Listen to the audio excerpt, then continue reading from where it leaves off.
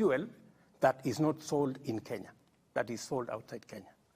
That you must KRA reports about the revenue, isn't it? That's what you must know first. Yeah. Right? So when you are looking at the quantities and the numbers, you need to factor that into the equation. All right? And secondly, we are beginning to look at other alternatives. A lot more people now we've connected to electricity. People who are using diesel. In fact, this year, most of our thermal energy electricity generation has gone down. Why? Because we have moved the number of Kenyans on electricity from 2.3 in 2013 to now 9.4. So we have more Kenyans who are not using diesel. We have more companies, we have more infrastructure who are using diesel that now we have connected to electricity. That explains some of the reduction. If you look at but this is a direct consequence from the Finance Act of 2023. That's not the correct position. I am telling you KRA is reporting, more Mr. and more. President. Exactly. So why I'm telling you, the quantities that have gone down is because more people are not using diesel, especially in the big companies, if you look at what we are saying. Because we have made it possible for them to use electricity. We have reduced, in certain cases, electricity for industrial power, so that instead of them powering their mechanism using diesel, they are now using electricity that we are generating. And it is partly why we have connected more people to electricity. Je, Mheshimiwa Rais, tukisalia tu kwa swala la bei ya mafuta. Dio. Na hii project ama tunaweza sema hii G2G deal ama mpango wa G2G deal. Correct. Azma yake ilikuwa ni kupunguza hata bei ya mafuta. Je, did we achieve the required results? Wewe ndio umesema azma yake ni kupunguza bei. Azma yake ilikuwa ni kuhakikisha kwamba number one, we have fuel. Because when I came into office, people were queuing in petrol stations for fuel. True? That was the case. Now, nobody is queuing in any petrol station. We have continuous supply. Number two, half the companies in Kenya, fuel companies, had closed down. Today, no company is operating outside the net. Every company has fuel. Number three, local companies were buying fuel in US dollars. Today, they are buying it in Kenya shillings.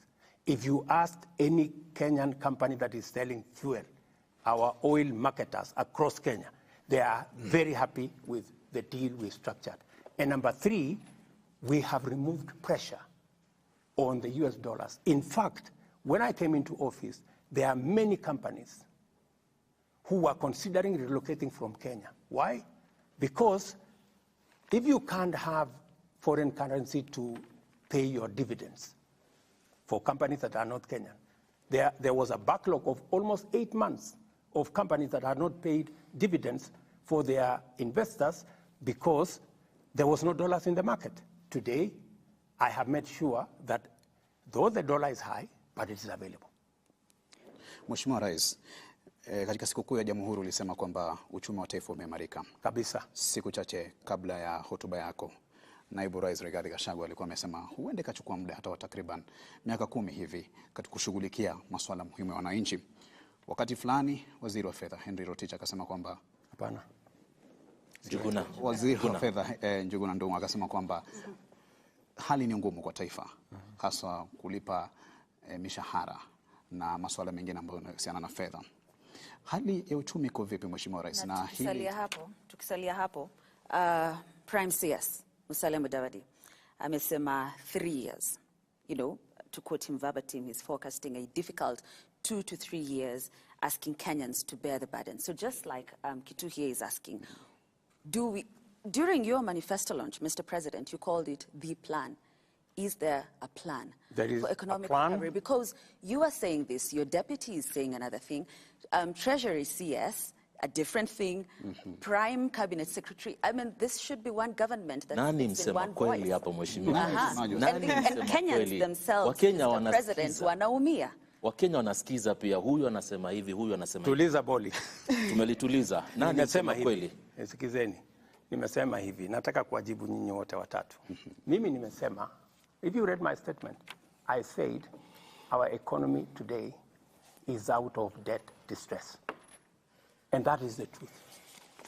For your information, if I didn't step in, let me even say, if I wasn't president, the kind of decisions I have made, very difficult decisions, you know, very painful decisions. Decisions that I know they will cause pain, but it is better we make those decisions now than get Kenya into debt distress. There are almost 8 countries in our continent, including one that went into debt distress. I don't want to mention countries, you know them, last almost 3 weeks or 1 month. That is the worst thing that can happen to any country, to go into debt distress. We are now out of debt distress. Our economy is stable, but the difficult part is still there. We still have to navigate. All we have done is to avoid the cliff, right? That we have avoided because we have negotiated, we have put brakes on expenditure. We have negotiated a good package with the World Bank, with IMF, with development partners, with bilateral countries, China, Europe, and everywhere. And that's why I have been on the road so many times. People ask, what is he doing? It was necessary for me to step in and stabilize so that Kenya does not go into debt distress. Let me tell you what Ndungu was saying. Ndungu was in parliament. That's actually where I was headed. He says the government is broke. Ndungu was in parliament, and he was being pushed. Oh, you need to do this more. Ndungu was telling them, look, we don't have the kind of money you're talking about. We don't have money to increase this and to increase this and to increase this. That is the correct position.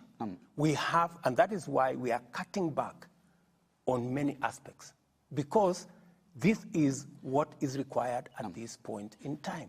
It is the difficult decisions we have to make now so that tomorrow looks better. Mheshimiwa Rais, ufafanuzi wako wa uchumi kuimarika ni nini wakati ambapo Wakenya wengi wanalalamikia gharama ya maisha? And you see, what Musalia is saying is for us to be able to get to a place where we can say we are good, you know, that things are moving, there is money in the pocket, we can feed ourselves, we can do everything. It takes time, right? How long? And it takes time because How long, Mr. President? You want me to say 3 months, 5 months, 1 year? No, you're quoting your Prime Cabinet Secretary who says 2 to 3 years. Relax. Yeah. Because we are not in charge of all the factors that will finally determine where we are going, let us give ourselves time. But I want to promise the people of Kenya that we will sort this situation out. Mheshimiwa Rais, unaposema uchumi umeimarika, ufafanuzi wako wa uchumi kuimarika ni nini, hasa wakati ambapo Wakenya wanalalamikia gharama ya maisha?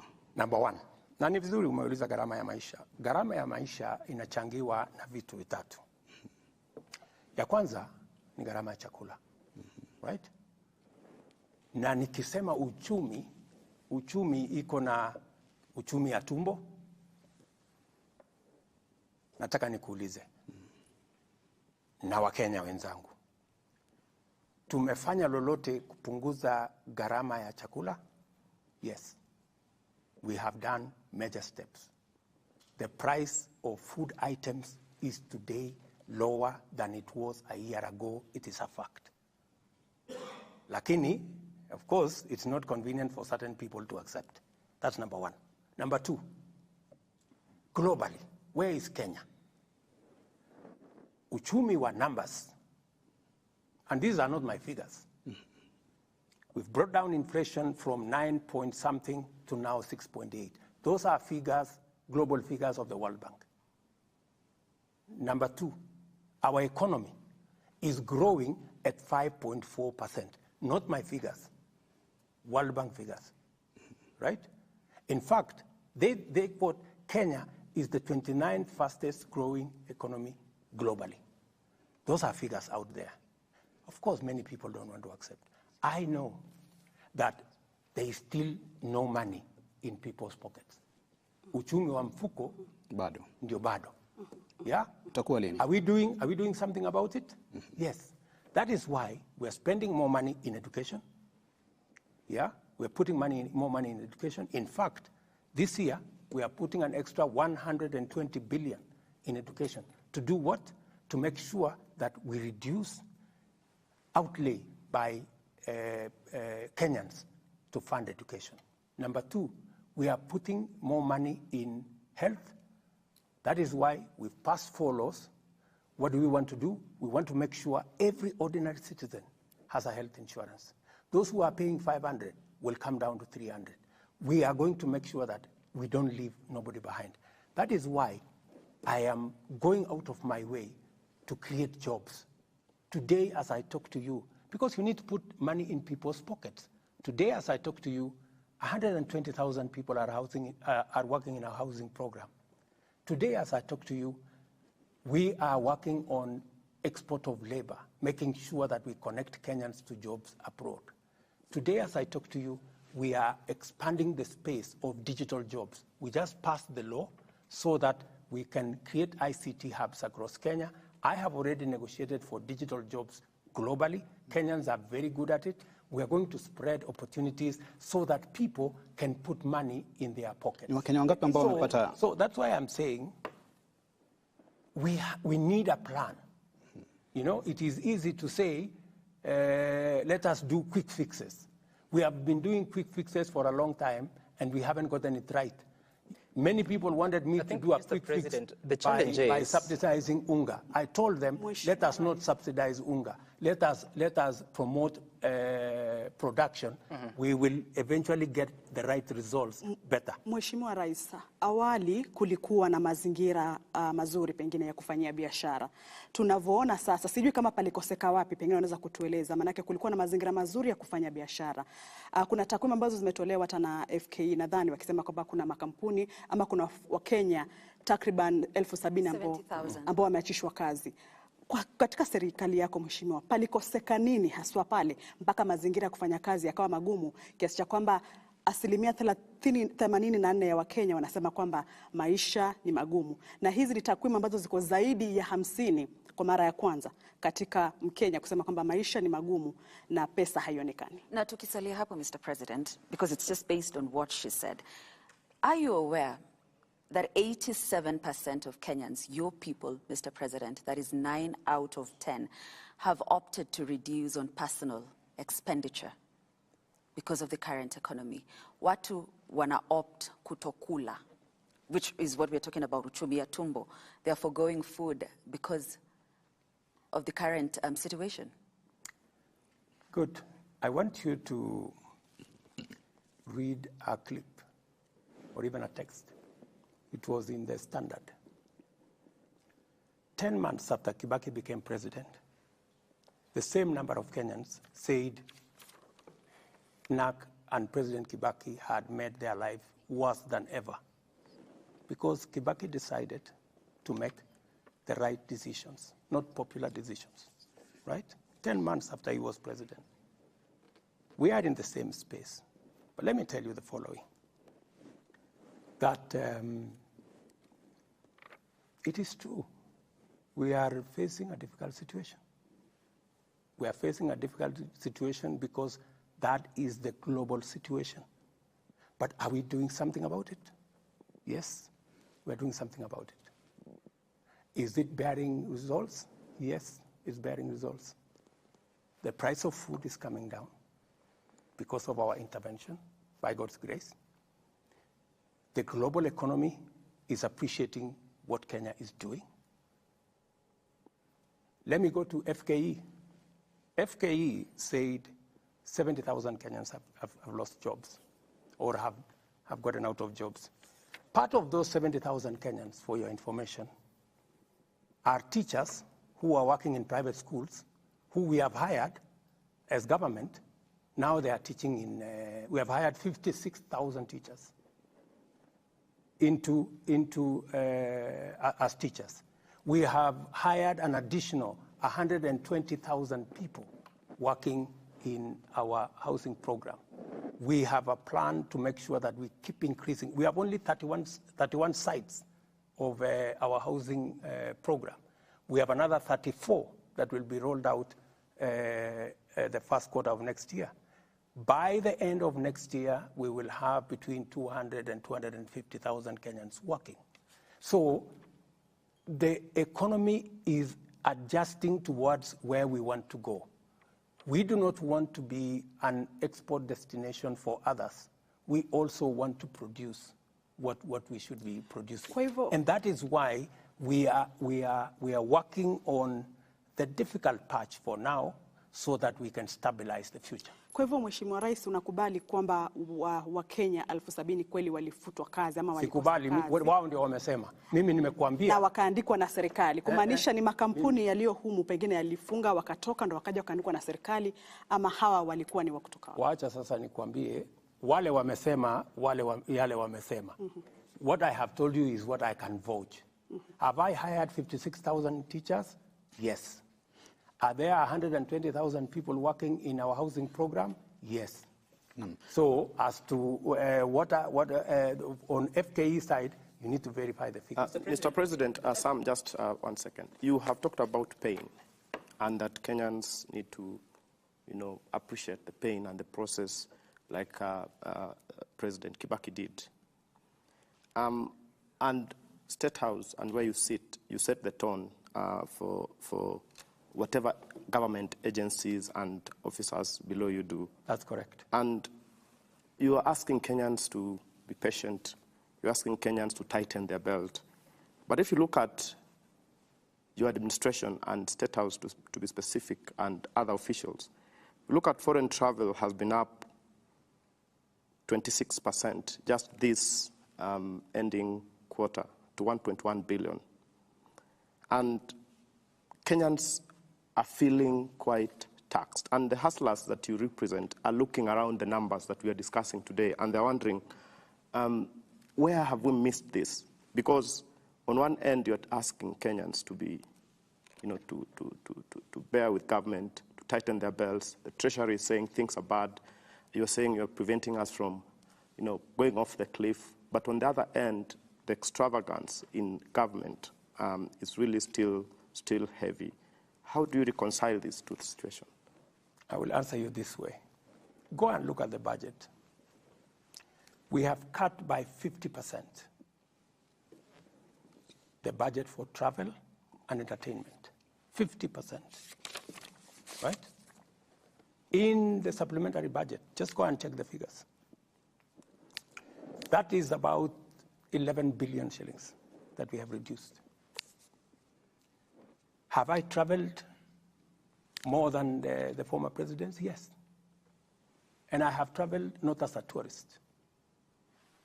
I have traveled to sort out the matters of Kenya.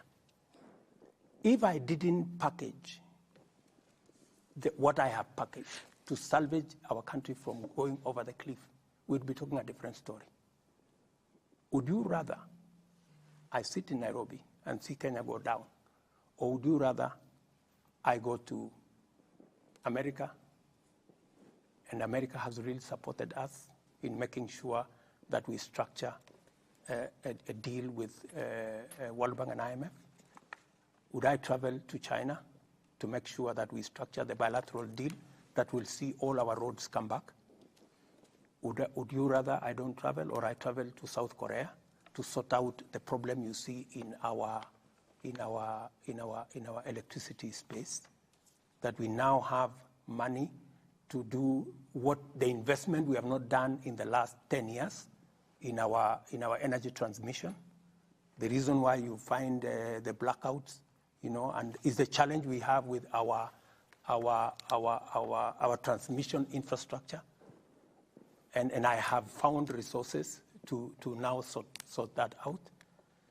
So would you rather I sit here, or I look for the bilateral agreements that will give Kenyans an opportunity to work abroad and to work at home on digital jobs? This is what a president is supposed to do. And I can account for every shilling that I have spent on my travel. And let me say this. On the budget of State House, there were so many things around the State House, including the famous NMS. Part of the money that was being allocated to State House was to pay contracts, NMS contracts, and many other things, which I have said must stop. And because I want to lead the way in making sure that we manage what eventually is destroying our country called bending bills. And for your information, we have 506 billion of pending bills. You know, I need to lead the way. That's why I instructed staff in State House that State House must be the first one to clear pending bills. Most of the monies that have come here is to sort out NMS and all the other people that were here. And I have said those infrastructure should be transferred to the parent ministries. Okay. State House must deal with State House matters. Mr. President, we've spoken about three issues. We've spoken about the Kenyan shilling and how it's behaving against the major currencies, global currencies. We've spoken a bit of energy and what is happening in the field sector. We also touched on cost of living. We have so much to cover tonight, and I just seek your indulgence that we can be first in our responses, but also the questions. That question that you say we were on a cliff, debt cliff, and now we are no longer there. Recently, you posted on your X account, and you said that the World Bank is giving us 2 trillion shillings for the next 3 years.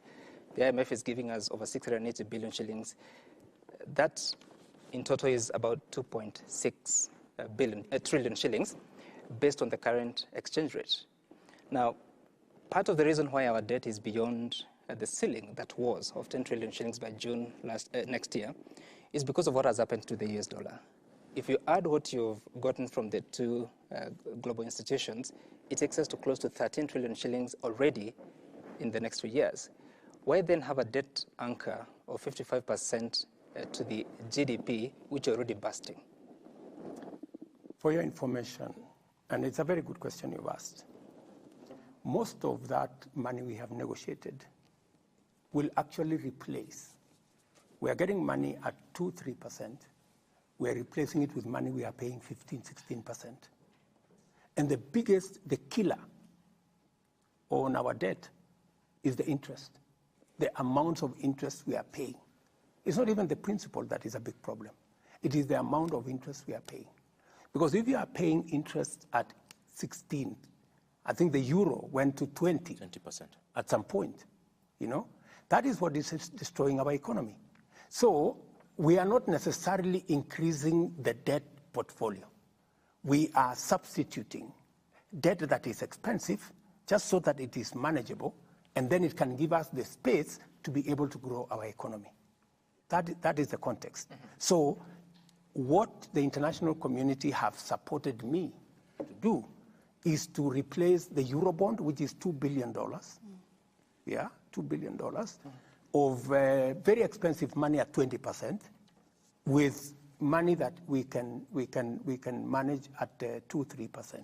That is the difference. And by just doing that, we will save on the 7 shillings we are paying for every 10 we collect to pay debt. That will significantly come down. So that is what that's what I am doing, because that is what is feasible as we talk, as I embark on growing the economy. And growing the economy is investing in the right place, making sure that our agricultural production is up to the scale. It is the reason why I am improving the whole agriculture chain. I'm building 400 markets. I promised Mama Mboga that they will do a business in a good place.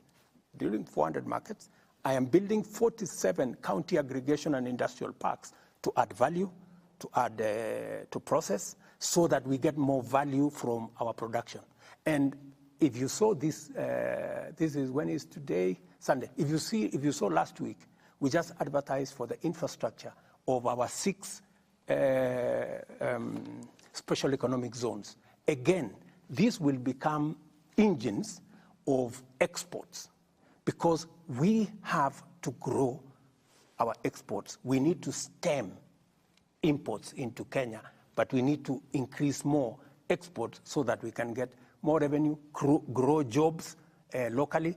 And you see, my focus is to make sure that we expand the space of people who are working. And it is going to be deliberate. It's going to be difficult, but it must be deliberate. That is why housing is one plank where we're going to create jobs. Agriculture is another space in the special economic zones and the exports, and that space we're going to grow jobs. The digital space, which I have negotiated with Facebook, I've negotiated with Meta, for us to have digital jobs in Kenya. You already know that the number of people who are working in the digital space, and we are going to export more labor. As I talk to you here, there are people being trained in NYS today for people who are on the space of export of labor. Because we have to have interventions. We have to have, I mean, it is different. They are nurses. So there are adverts that the Ministry of Labor goes out to look for them. Mheshimiwa Rais, kuhusiana na ada ya nyumba umeitaja, unafahamu kwamba kuna Wakenya wengi bado hawajaridhia, licha ya kwamba kuna agizo kutoka mahakamani, na nakumbuka juzi ukiwa kwenye mkutano wa diaspora pia ulisisitiza ukasema kwamba housing levy lazima itekelezwe na kadhalika. Hebu tuelezee, kuna mabadiliko yoyote baada ya mahakama kutoa agizo lake na wewe kuendelea kusukuma kwamba ni sharti Mkenya atozwe hii ada ya nyumba? Mahakama walisema hivi. Mahakama walisema hii ada ni sawa kama Wakenya wote watalipa. Right? That's what they said. They said it should not be discriminatory. Mr. President, they didn't say that. Kuna mkakati they said it is as it is discriminatory. And therefore unconstitutional. No, you interpret it. The problem of unconstitutional was made by the media. No, they said it's null and void. So if it is unconstitutional, why did the court say we should continue to collect? Because there's an application for stay orders. How do we continue? No, how do we continue to do unconstitutionality? No, Mr. President, at least we can agree on what the court said. Yes. And the court said that we've looked at everything and we arrive at the decision that this is discriminatory. Because of that, it doesn't agree with the constitutional Article 10 on governance. And therefore it is null and void. No. Kingine ambacho labda Mheshimiwa Rais nikuongezee, ilisema mahakama pia ilisema kwamba hakuna mkakati maalum kupitia KRA jinsi fedha hizi zitakusanywa. Absolutely. Now that is what they told us to fix. And that is why we now have a law in Parliament. What the court said there are institutions that are not paying. There are groups that are not paying, that are not paying in the current setup. And we have said we are expanding the net of the payers. It will give us actually more money so that we can do more houses, which is a very positive thing that the court has done. And they have said, establish a mechanism how this money will be used. We have put a mechanism in law how it's going to be used. Let me tell you, good people, you know, we can argue about this or that or the other. My question is, do we have a problem of housing in Kenya? Yes. Do we have a problem of jobs in Kenya? Yes. Can we sort out? Because, you know, it is one thing to argue, even if you are a judge. And I am sure that is what went through their minds. Because the judges are also Kenyans. They know we have millions of young people out there who are jobless.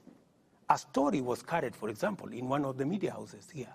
I think I saw it on KTN, saying the crime rate in Ruiru has gone down because there are many people working in the housing program in Ruiru.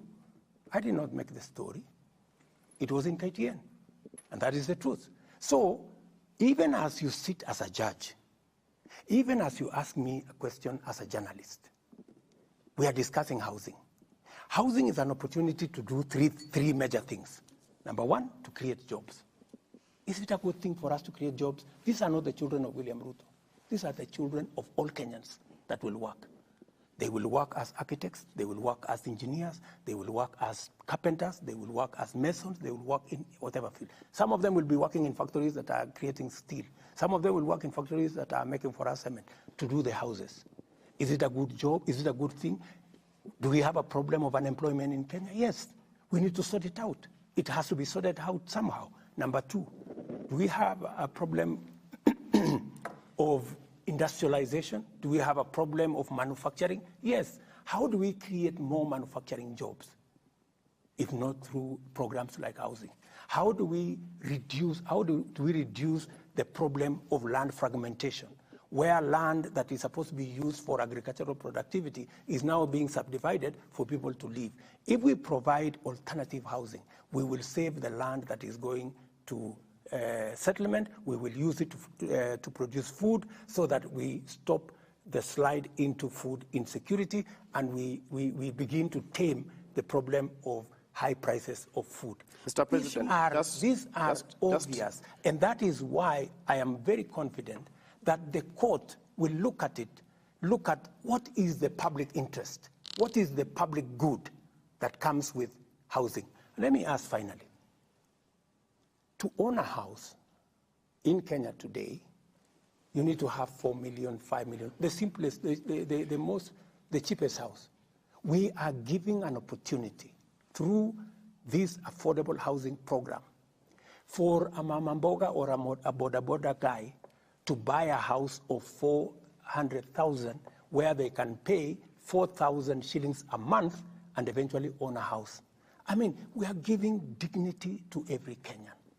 And let me tell you, finally, housing was a program that was in the UDA manifesto, the Kenya Kwanza manifesto, 1.5%. It was in Azimio manifesto, 1.5%. Yeah, and we all know that it is the right thing to do because other countries have done it and they have made a big difference. We have had this housing thing for as long as I have been a politician, but nobody has had the courage to implement it. Nobody has had the plan to do it. Have you stopped to wonder or ask what the people think, what their sentiments are about this? Because times are tough, Mr. President. Put in mind, 70% are saying no to this program. Yeah. Just wait. I want you to go to where these Kenyans are working. Go and ask them. Go and ask them. The beneficiaries, the people who are working today, they are not even the owners. They are just working. Go and ask them. And you see, this is the beginning of a program. Give it time. Kenyans will come to appreciate that, yes, my son is working, my daughter is working. If they are not working at the construction site, they are an architect, or they work in some company, they are an accountant in some company that is doing cement and construction products. And let me ask you, countries like Singapore, like Malaysia, like Korea, we all have been talking about them. We've been saying, oh, you know, we were at the same level with Korea, but today they are different from us. They made tough decisions. That's why they are where they are. We have to make tough decisions if we have to catch up. I mean, if we want to continue to make convenient, you know, politically correct decisions, we will continue to remain in the same place. And I know, for example, that it is politically expensive. You know, I would be a very popular person if I abolished tomorrow. I said, okay, let's forget about the housing thing. People will clap for me. Mr. President, I don't think there's anyone saying that you should stop it. I don't want to be. And Mr. President, if you remember, Mr. President, I want to transform Kenya. Yes, if you remember, transforming Kenya is not a walk in the park. Transforming Kenya is not going to be done using convenient, politically correct, popular decisions. Some of the decisions may be difficult now, but we will all see the benefits as we go. No doubt about that, Mr. President. It is the wrong time. We've had housing as a plan for the last 50 years. Are you telling me for the last 50 years there was no correct time? It is never too late. It is never wrong to do the right thing. Mr. President, just let's stay to the housing fund. Because when it started and you were walking around the country and selling this dream to many Kenyans, you told us this was a fund and we will contribute. And if you didn't want the house or didn't benefit, at the end of the day, you would get your money out at some point. Then overnight, in Parliament, it turned into a levy and a tax. what really changed and what caused you to move from a fund which was really, really contributory to this discriminatory fund that even the court has found to be? And does this mean that this plan changed overnight, or what really happened to cause you to make these changes? And just to stay on that point, was it necessary that we would start all these funds together in terms of, was it a must that you start the housing fund? You are here fighting the fire of housing. Again, you start the health crisis. Before this is done, even it's off, you are dealing with the taxation, you know. And because of that, nearly every government agency is now waking up with taxes. So you find, you know, levies going up by 3,900%. You find even pets now being, they're going to be taxed. And Kenyans are wondering, what has happened? Do you feel that you're out of touch with the people that you lead? Because then it will explain some of the decisions that you're doing. Thank you very much for asking that question. Let's start with the levy. I proposed a fund. Yeah? There is a principle in Kenya today called public participation. It went to public participation. And Parliament, when coming from public participation, came and said it should instead be a levy, right? And as president, if the people said they wanted this changed into a different way of doing it, I agreed that, okay, let's go this way. But what did I do to make sure that it captures everybody? We changed the design of the whole delivery of the housing so that now we have social housing for the people at the bottom of the pyramid. We'll pay 4,000 or 5,000 shillings and get a house. We have affordable housing for people in the middle who will pay between 5,000 and 15,000 every month. But we have also included 30% of all the units to include the people who largely are the contributors. You know, the people who are the biggest contributors, the people in the middle class, who will pay now between 15,000 and 30,000. So we have made everybody a beneficiary, you know, in the chain, again, to mitigate against what you're saying. And what have we done?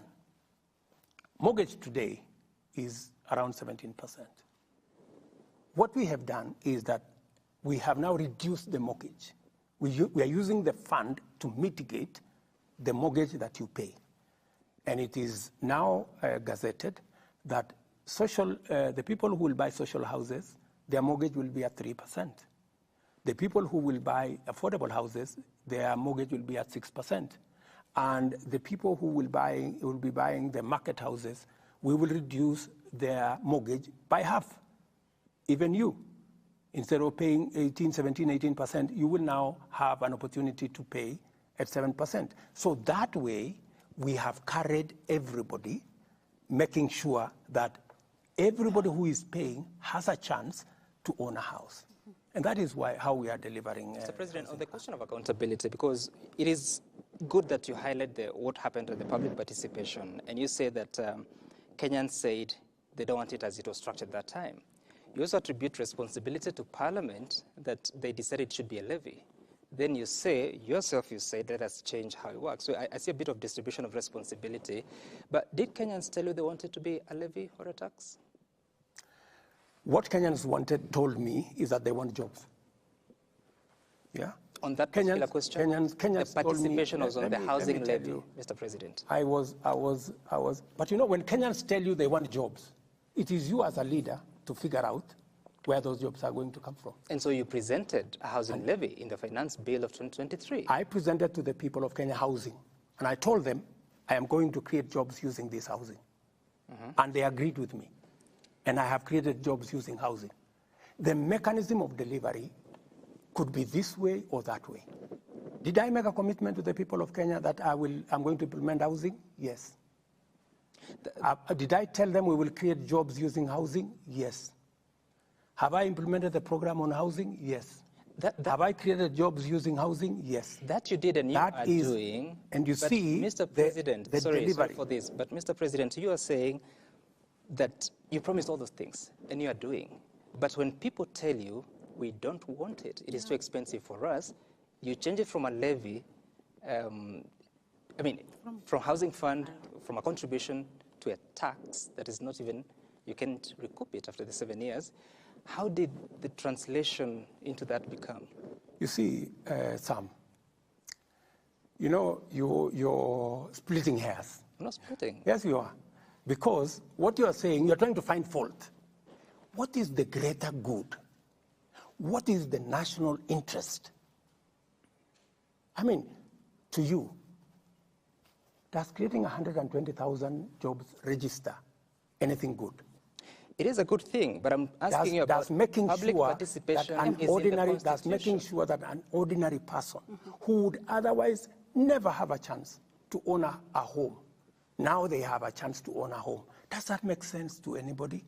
Yes, it does. And the process. So you see, if you pass an exam with 80%, it's an A, my brother. It may have not be 100% what I wanted, but it is 80% what I wanted. It is doing 80% of the job. Surely give me some marks. Mr. President, the question is at what cost? At what cost, Mr. President? Because granted, the people told you they need jobs. This means they do not have the jobs. This means they do not have money in their pockets. And in response, what you're doing is taxing them further. But let me ask you, my dear sister, the people who are working today did not have a job, right? Those are the people in the street. They didn't have a job. The people who have a job have had to pay 1.5%. 1.5% so that we can give a job to somebody else. And for your information, that somebody else that is getting a job is a taxpayer. They contribute to what we eventually earn. Is it too much for us as public servants who earn a salary to give 1.5% of our salary so that somebody else, another Kenyan, who is also a taxpayer, who also deserves something, they don't have a job because the job maybe they would have, I have. But I'm being asked, contribute 1.5% so that that other Kenyan who is walking in the street can have a job. But it's not just that, Mr. President. Let me just finish. They too can own a home the same way you own a home. I don't think that is being asked. It's not just that, Mr. President. Bado hujalijibu la mwenzangu Wafula pale. Amesema iweje wakati huu ndio munaleta tuseme hizi taxations nyingi, mumeanza na affordable housing na bado hatuja elewa vizuri zaidi, tuko kwa health, bado tunajaribu taxations. Kwa nini zimekuja kwa wakati mmoja kiasi cha kwamba Mkenya anasikia uzito? Kwa nini isikwende step by step kiasi cha kwamba hata Mkenya atajua ni kweli tunasonga mbele lakini si finyiki, maisha yako sawa? Wacha nikueleze. Mambo ya health kwa mfano. It is the profiling, it is the spin that you people many people, let me not accuse you, many people are spinning it. What are we doing? What are we doing in health? We are saying in health, we want to reduce those who are, and they are, by the way, the majority of the people who are, when I spoke about hustlers, people thought I was not serious. I was very serious. That is why I am saying, those of us who have a job, let's contribute 1.5%, good people, so that those of us who are hustlers, the people in the street, can, even them, they can have a job. They now have 120,000 of them on a job. That's number one. On this, on the health, what are we doing? We are saying three things. Number one, for the first time, every Kenyan Even those who today cannot afford nothing, they will have a health insurance for the first time. Number two, those who, the kind of unfairness that there can be. Mama Mboga is paying 10% of our income for health insurance. William Ruto, the president of Kenya, is paying 0.001%. Why? All we are saying is let everybody pay an equal percentage of what they earn. Is that too much to ask? What will happen? The people who are paying 500 will come down to 300. Is there anybody saying that there are people who will get an insurance cover who do not have? No. Are there people who are saying that those at the bottom of the pyramid will reduce their money or their contribution from 500 to 300? No. The people who are talking are not talking about those things because they are not convenient and because many of us believe those people don't matter. I want to tell you, my friends, those people are also Kenyans. They matter the same way we do. Let us give them a chance. And Mr. President, let us give them a chance to also participate in Kenya. Let us give that fellow, that mama who has no chance. And let me tell you, for the first time, a person who would otherwise die of cancer or diabetes or hypertension, because when they go to hospital, they are told they don't have the money. For the first time, we have a special kitty which all of us will contribute and give everybody a chance at life. I mean, my friends, all we are saying is let us have a country where nobody is left behind. Maybe the question... Because we are just thinking about ourselves. We are discussing how our salary is going to be, how 1.5% of our salary... There are people who have never seen a pay slip. There are people who really, genuinely don't have a chance at life. I am asking the rest of Kenya, please, let us give a chance at life to many more Kenyans than those of us who are employed. We are only 3 million. We have 10 million people out there. Mheshimiwa Rais, umesema kwamba makato haya mapya ya bima ya afya yatashughulikia kila Mkenya kupata matibabu. Na kwa Wakenya ambao hawana uwezo wa kulipia bima hii, mtawashughulikia vipi kama serikali? Kabisa, you have asked me the best question. Ukisoma sheria mpya ambayo tumepitisha hizi sheria 4, tumesema wale wa Kenya ambao hawawezi kulipa, serikali ya Kenya tutawalipia. Kila mtu atakuwa na bima ya afya. Uko na takwimu ni Wakenya wangapi? Na wale tayari tuko na wale ambao wako katika program hii yetu ya social cash transfer. They are about 2 million. But my estimate is that another 3 million will be in that category. People who cannot afford. Hawa pia watu karibu 5 milioni watapata bima ya afya, italipwa na serikali ya Kenya katika mpango mpya. Jameni, na wauliza wa Kenya, hata na wao ni wa Kenya, tuwafikirie. Na wale wako chini pale, karibu wa Kenya wengine karibu 8 milioni 9 ambao wanalipa saa hizi shilingi 500, tutawapunguzia shilingi 300 kwa mwezi. Na wale hawana uwezo kabisa tutawalipia. Na jambo lingine la muhimu zaidi, wacha niwaambie, hii ni ya muhimu na Wakenya wasikie. Pesa ya NHIF kwa sasa karibu 50% inabebwa na watu wanafanya kitu inaitwa fake claims. Mumesikia kwa mfano kuna hospitali moja hapa Kino. Mumesikia? Ilikuwa kwa vyombo vya habari.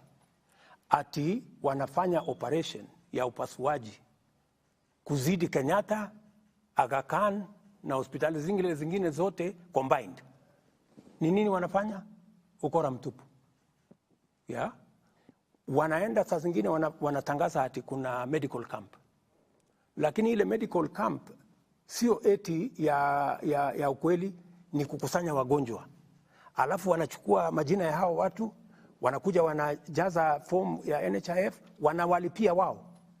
Alafu bila ya wale kujua, wanaenda kuclaim pale NHIF. Ndio sababu tumeweka sheria maalum inaitwa Digital Health Bill ama law, ambayo sasa itatusaidia kufunga hiyo mambo yote. Na ndio sababu Sam, nikwambie, Ndio unaona wewe Wafula usikize vizuri. Ndio unaona wale wamepeleka makesi kotini. Ndio wawa. Kwa sababu hawataki hii sheria. Ndio wanaendesha hii propaganda kubwa. Iko shida kubwa sana. Wakenya wapinge hii mambo ya health. Kwa sababu wanataka kuendelea kuiba pesa ya wananchi ama ya afya. Kwa nini usiwafungulia mashtaka Mheshimiwa Rais? Wale tayari tumewashawafungulia mashtaka na tayari tutawapeleka kotini kwa sababu we want to make sure, my friends, wakati unaona kesi iko kotini, imetumwa kotini na watu ambao ni beneficiaries ya the kind of corruption that is going on in NHIF. That is why they don't want us to change the law. That is why they have put together big cases to stop the laws we have changed, because these laws will change and seal the loopholes they've been using to steal our money. And I am very determined, by the way, to stop them. And I will stop them. Mr. President, because yes. we have dissected the problem properly. And we want a country that leaves nobody behind. That is why we have the digital health bill. We have the social health authority that is going to make sure that we carry everybody along. Right. And I am very confident when the court finally sits, they will see the value we have in this bill. I am not a madman. Right. And Mr. President, to do things that I know are not good for the country. But also, I am this one person. You know, the problem we've had in Kenya, my dear sister, is that leaders have never wanted to do the right thing. We know what is right, but we want to do what is convenient. We want to do what is politically right. I have decided, as William Ruto, that we have been looking for a guy to bail the cat. I will do it. We have been looking for a person to blame when we do the right thing. I'm ready to carry any blame. Okay. But I must do one thing. I must do what is right, and I must sort out our country. We've been postponing this, you know, and people would rather, and many people ask me, oh, you know, the way you're going, you will not get a second term. You know, let me tell you, I am very clear in my mind. I was not elected to look for a second term. I was elected to get the country out of the mess. I was elected to create jobs. I was elected to implement universal health coverage that has been on our cards forever. I intend to do precisely that. Right. Many people, including my friends who are religious leaders, they have told me, oh, you see, you know, even though you said this, you must not do it, you know. That is what even the opposition is, they wrote in their manifesto, the housing, but now when it comes to implement it, they don't want to do it because they want us to continue the same thing, to lie to the people. To lie to the people, we are going to do this. When you don't mean it, we're going to do this. Mr. President, for the first time, yes. I meant everything that I wrote in that manifesto. Right. And I have every intention to make sure that I implement it because I know finally the people of Kenya will know that I did the right thing and they will reward me accordingly. Sam, maybe just a question that still remains. Just a moment, yeah? Yes. Because we need to transition in the next few minutes to the question of corruption and the war against it. Yeah. But you're saying something, and I have read the bill, and most of us have, I mean, the laws now, and they're quite transformative, so to speak. But then again, the process is as important. I have heard you on several occasions saying that the contribution to the Social Health Insurance Fund will be 2.75%, so that it is equal across board. Your Cabinet Secretary, Nakumicho Wafula, says that had actually said it was going to be 2.75%, but capped at 5,000 shillings. And I wonder, because the law as it is says that the Cabinet Secretary shall bring regulations to the floor of the House. That has not happened. You are speaking about 2.75% without a cap. USCS is saying with a cap. We have had the experience of rates being proposed. Just hold on. I didn't tell you that there will be no cap. I told you 2.7% provide equity. What will happen is we are taking the regulations to the public. Yeah? Because that's what is required of us. So what is the rate? And many Kenyans, it's 2.57, it's 2.75. Many Kenyans will speak to it. You know, whatever Kenyans will speak to it, they will look at it this way, they will look at it that way. It will go to Parliament. Parliament will speak to it. Finally, the final product will come from public participation. And that is the essence of my question, Mr. President, if I may conclude it. That is the essence of the question, because Kenyans will speak. It will go to the floor of the House. They spoke on housing levy. It went to the floor of the House. It was changed, totally different from what was taken to the people. How shall we trust the process?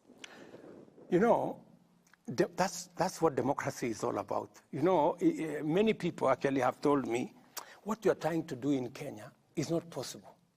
Because many countries that are democratic, you cannot do this. For you to do this, you have to be like country X, where the president says, and it's final. You know, that is what happened in other countries. I don't want to mention countries. Yeah, this only happens in countries that are not democratic. But I'm telling them, I will persuade the people of Kenya. That's why I'm sitting here. I am sitting here to persuade the people of Kenya, so that because I know what we are doing is not normal. And by the way, it is not that I expected that it was going to be smooth sailing. I knew it was going to be difficult. Because what I am trying to do is transformative. What I am trying to do is to change Kenya. I am challenging the status quo. I am challenging what has always been there, the norms. And that's why even you guys, you look at me and you're wondering. But, you know, that's how we're going to change a country. Changing a country is not a walk in the park. Utahusisha wananchi katika hili swala? Kabisa, si ndio nimekuambia, saa hizi tumepublish regulations. Sasa imeenda bila mabadiliko yoyote kama imeenda kwa wananchi. Na je, hisia za mwananchi utazisikiza ama utazikumbatia? Vile wananchi walibadilisha housing levy, si nilikubali. So ikienda bunge, ikienda kwa wananchi wenyewe waseme. It is not citizens that changed it, it is parliament. It's parliament. You should go and read the public participation report. I read it, and majority of them were opposed to the introduction of it. Read it again, and Parliament took into account the views of the people who went to for public participation. And you see, Parliament is also an independent institution. You want me to dictate to Parliament, and I will not, Sam. You know that's not possible. Mheshimiwa, naomba tuendelee na mjadala sasa katika swala la vita dhidi ya ufisadi. Umekuwa na umetoka kifua mbele, baadhi ya hotuba zako katika kipindi cha wiki moja pia imesisitiza sana swala hili la vita dhidi ya ufisadi. Lakini kwa upande mwingine hizi asasi ambazo zimepewa majukumu ya kutekeleza vita hivi pia ni kana kwamba vinasukumwa huku na kule. Kwa sababu gani? Nitakupatia mfano. Kesi ya Kimarer na Aror hivi majuzi imetaja kuwa hakuna ushahidi wa kutosha. Kulikuwa na jitihada pale za tume ya ufisadi na maadili nchini katika kuhakikisha kwamba wanatengeneza kesi. Je, ina maana kwamba asasi zako kuna baadhi zinalegea katika kutekeleza wajibu wake, kwa mfano afisi ya DPP?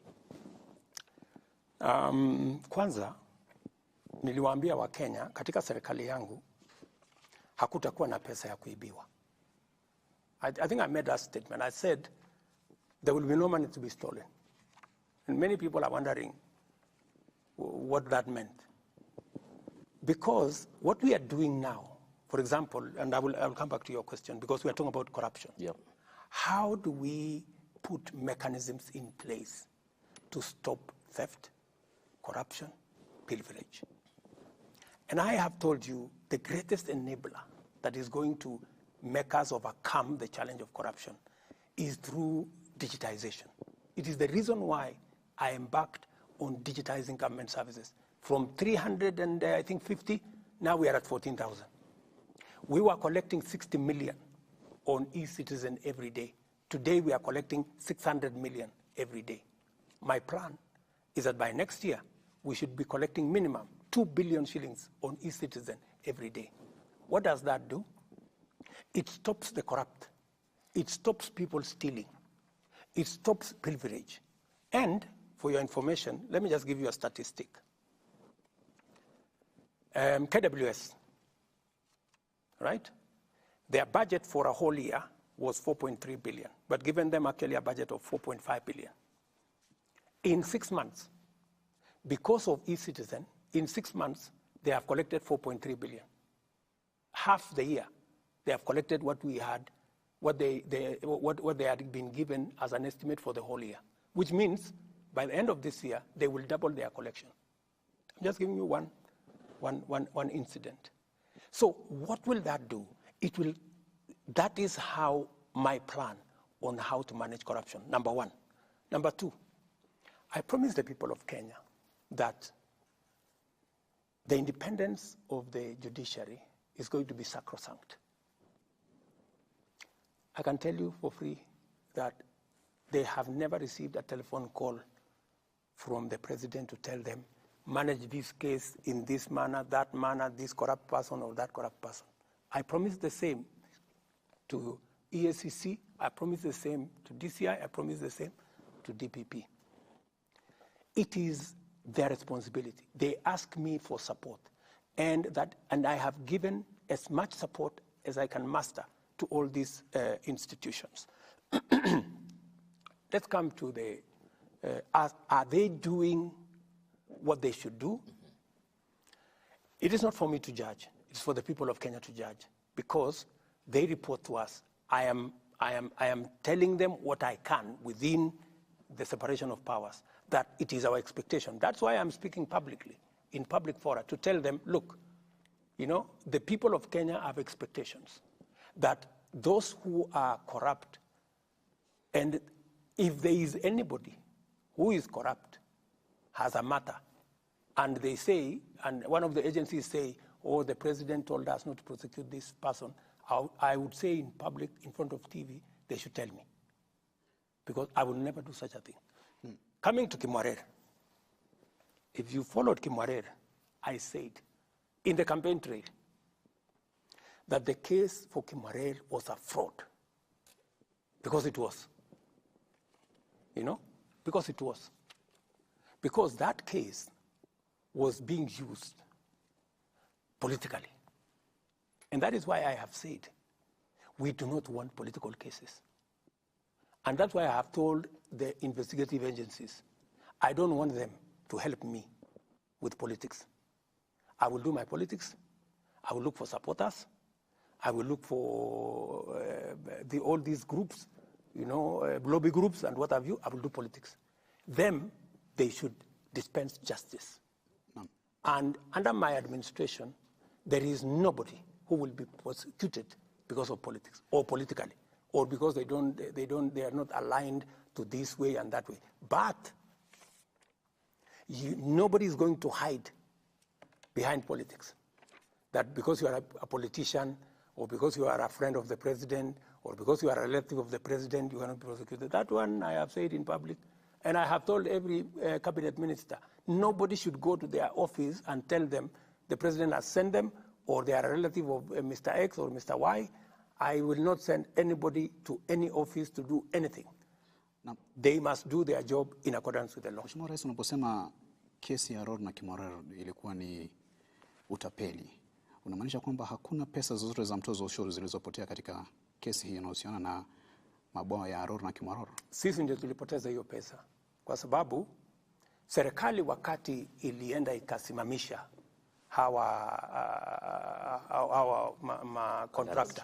the contractors went to court, right? Because they hadn't committed any crime. Number one, we were supposed to give them land to do the dam. We didn't give them the land. The land was there, but somehow, and I don't want to accuse, I think we have said let's not talk about the past. Whoever was there decided they should not get the land, because they wanted to frustrate the project. The thing disappeared. The DCI was mobilized to go and get the contractor in Itare. Up to today, nobody knows what the problem was with Itare. They went to court. We have had to go and negotiate. I have had to go and negotiate with Italy, for your information, for us to settle, because we were going to pay 40 billion for nothing, without anything on the ground. So we've had to negotiate. So then, is there a correlation between your negotiations with the Italian government, and the president was actually here, of Italy that is? Is there a relationship between that and the withdrawal of charges against all these accused persons? No, ask the court. I mean, the court has been going on. Yeah. What did the court say? There were no witnesses because what happened, The court witnesses... said this was a prosecution-driven acquittal because there was no longer any cooperation. And the reason I'm asking this question is because you stood at the steps of the front of this building and you said that you have agreed with the president of Italy to withdraw all cases against the farms in Italy, and Italy was also going to withdraw all cases against the government of Kenya. Correct. So I'm asking the question because initially there were several people that had been presented before court. Some of them, I think even the current central bank governor, Thuge. Is there a relationship? Because you said withdrawal will be done.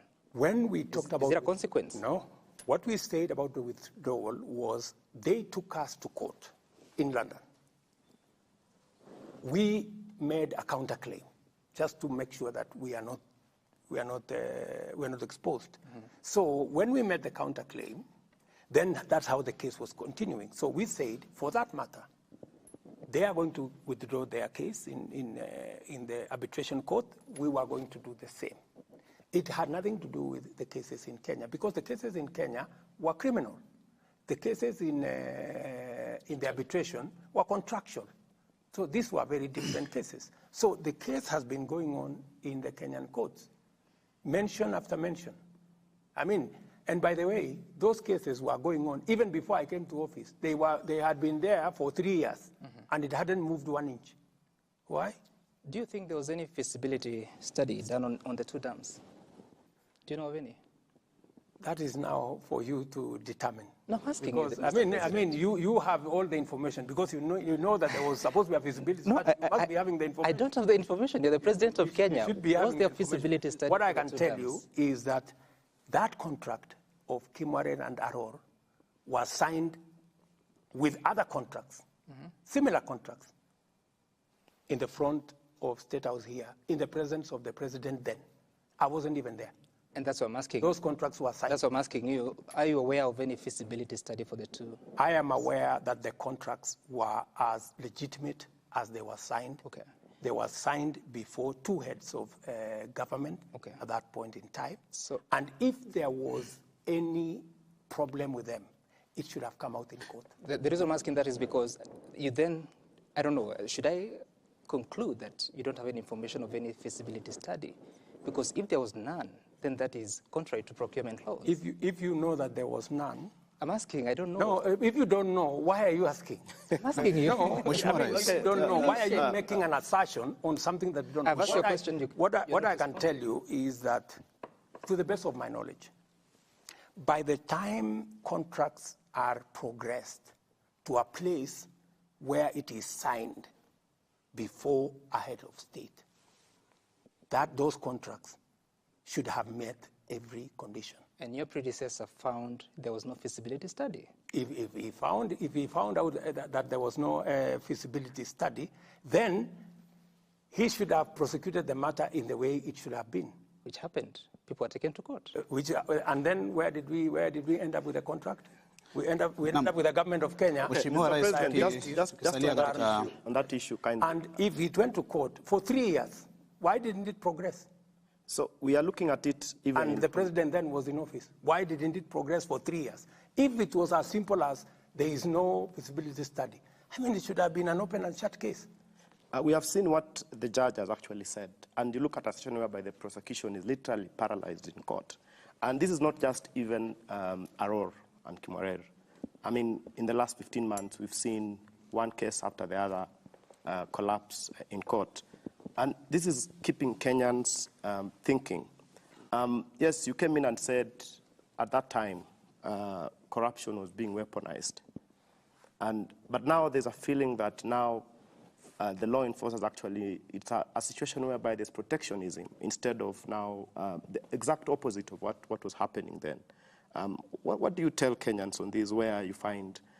I want to tell the people of Kenya that I will discharge my responsibility in making sure that all independent institutions are appropriately facilitated. In fact, the DPP has sent a request on additional resources to hire more staff so that they can discharge their responsibility well, and I am looking at that request. We have given additional money to the judiciary. I will facilitate, my administration will facilitate all the independent agencies to discharge their responsibility. We will also dispense our responsibility in making sure that the judiciary is independent and doing their job. Yeah?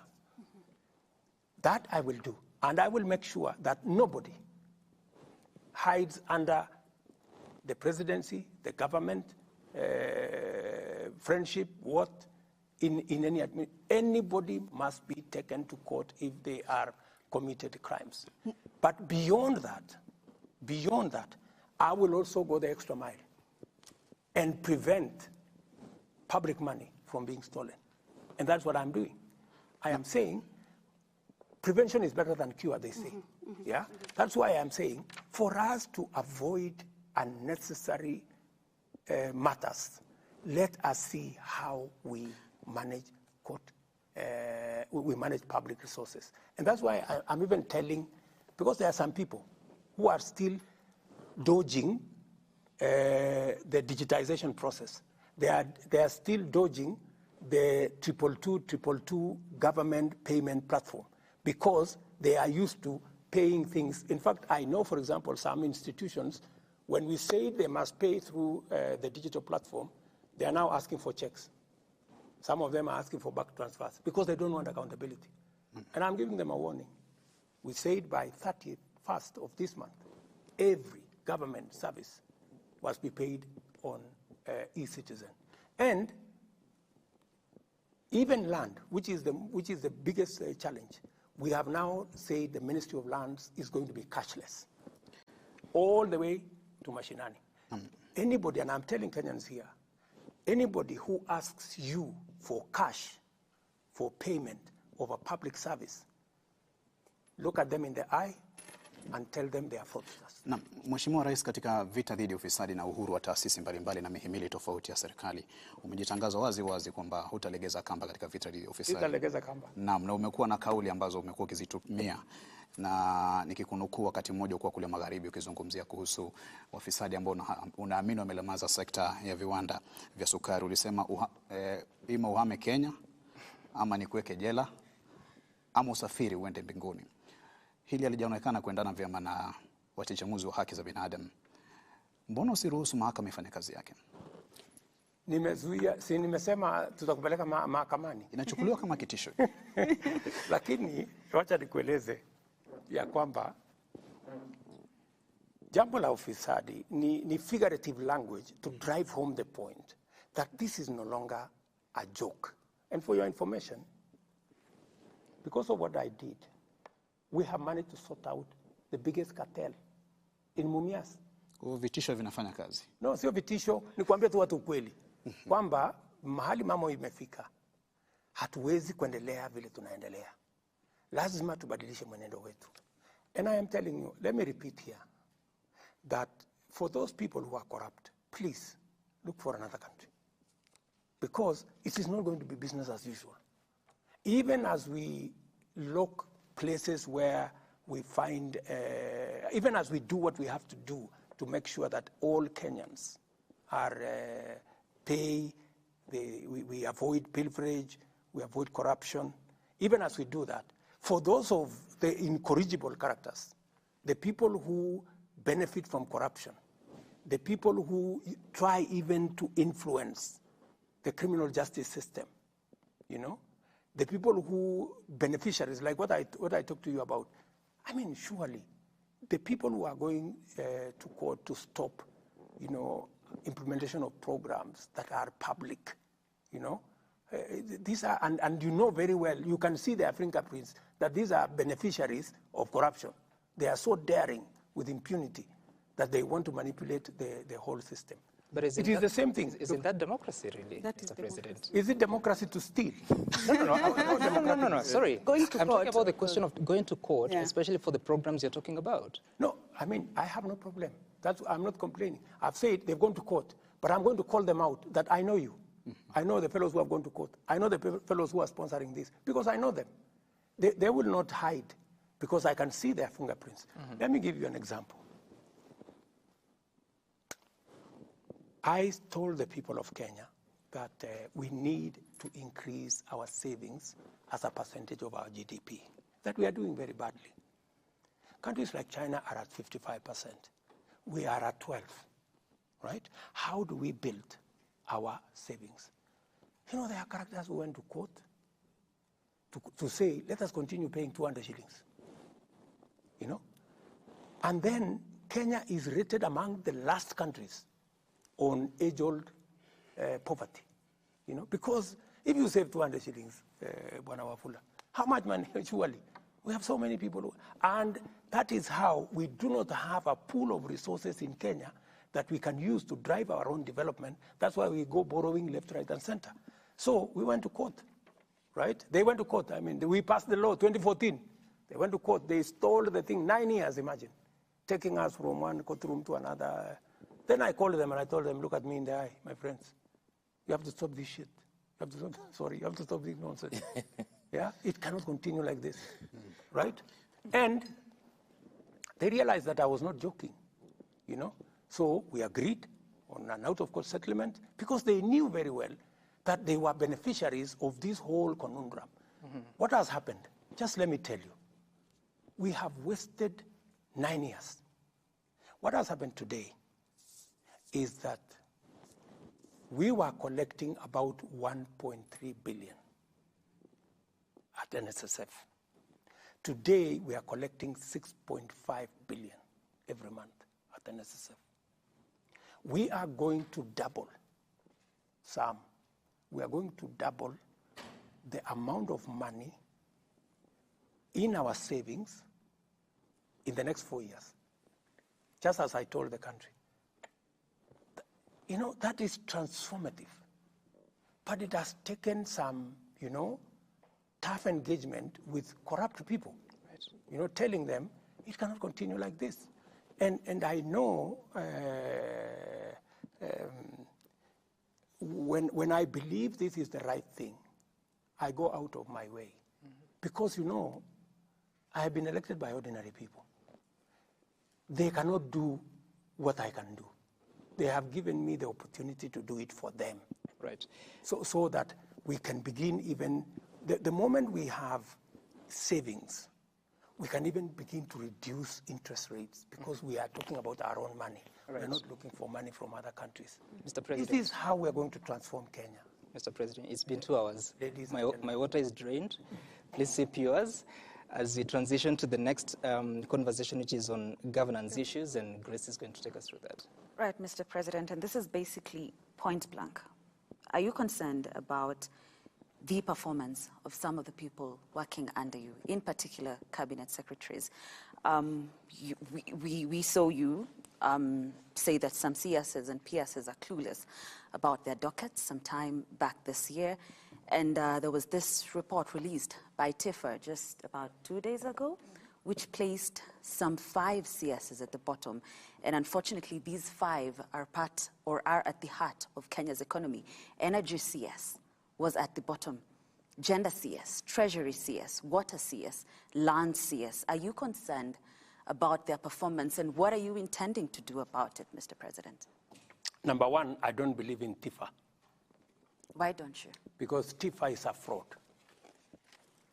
TIFA and all these opinion poll people, they are paid. By who? Whoever pays them. Because But you just said they are paid. they told us many stories. If it was TIFA, I would not be president. They said I would never win. They made all manner of allegations. So please, let's not talk about opinion polls. Let's not talk about TIFA. And I have no quarrel with them wanaweza kuendelea na kusema ile wanasema, which is okay. Let's go to the performance, minus TIFA. Yeah? But we can see the results. We can see the results because... Let's go to, okay. Yeah, I'm saying we can see the results. You have dismissed TIFA, but say energy, which is at the bottom. This is definitely here because of the frequent power outages that have been experienced in the country. So it has to be true. It is not true. Let me tell you that, yes, we've had about 4 different blackouts. And there is a reason for it. You know, and I want to tell the people of Kenya that yes, there's a problem. The problem is not about generation, because we have enough power in the grid. The problem is about investment. We haven't invested in our transmission lines and distribution lines in the last 8 years. Why haven't we invested? We didn't have a plan, number one, a clear plan. And where we had a plan, many things went wrong. For example, the 3 or 4 lines that are giving us real trouble, yeah, are lines that have been in court for like 7 years. You know, we had a Spanish engagement with another group called Africa 50 that would help us connect the power from Takwel, the power from Ethiopia, and the power from Uganda into the grid, but those were never implemented. When I came into office, the first thing I did was, for example, there were transformers at the port for 5 years, and it only required 500 million. I paid it one day. That is why today we have connected power to Ortum. We are connecting power to Kitale from Takwel. We have so much power in Takwel, we cannot deliver it because there is no transmission line. What have we done? To be fair to, and I am not defending Davis, I just don't want him to be crucified for a problem that comes from afar. So what have we done? We have finally negotiated. I went to Korea. I negotiated a facility of 9 billion shillings. We are going to do 200 kilometers of transmission line, the ones that are part of what is causing the problem. We have finalized the procurement. Those will be constructed.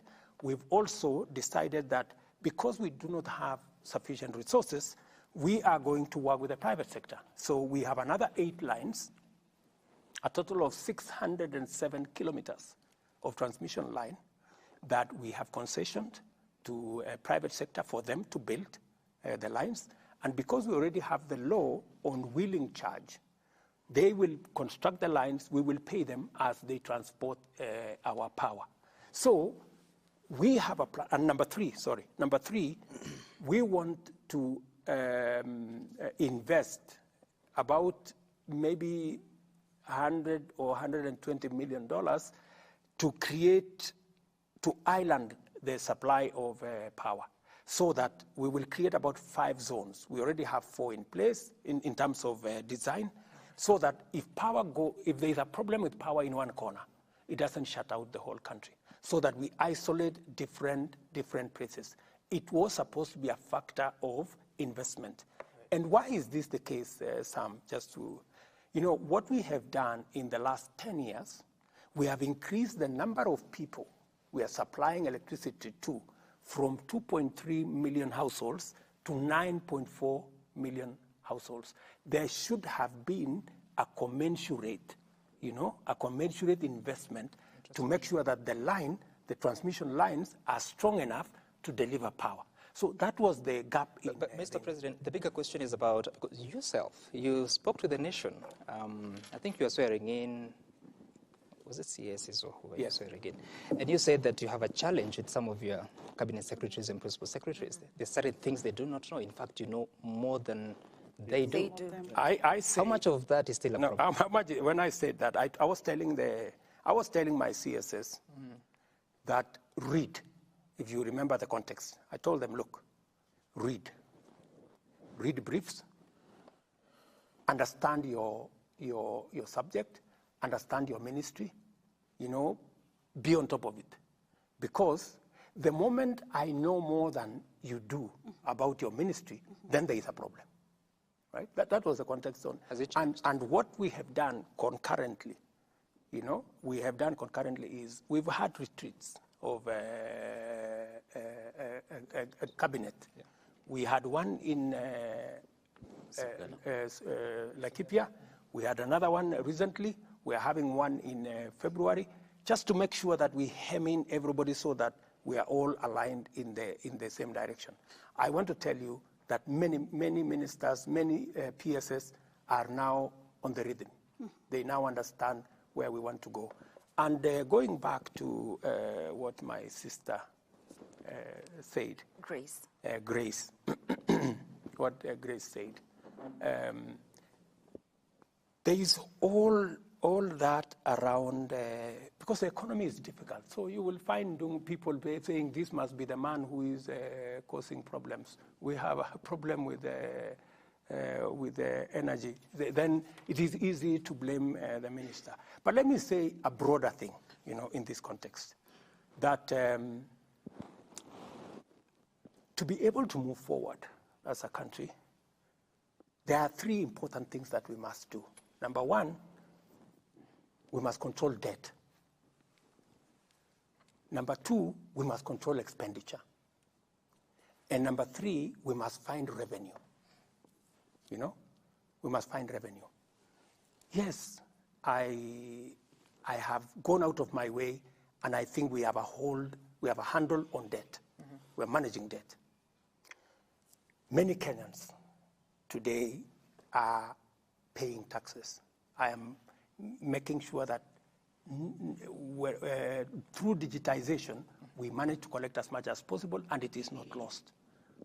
I know it is painful on some on Kenyans that they've had to pay more, but this is temporary, and this is work in progress.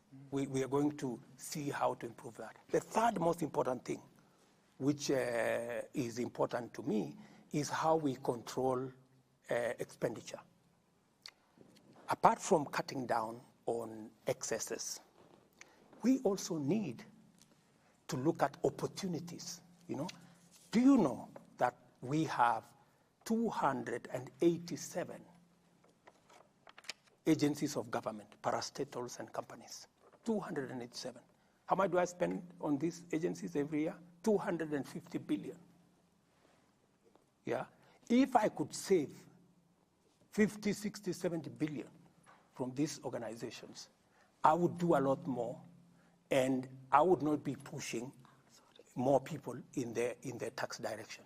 And that is why we changed the law to facilitate privatization, to facilitate strategic investment, to facilitate merger of some companies, and to facilitate closure of some.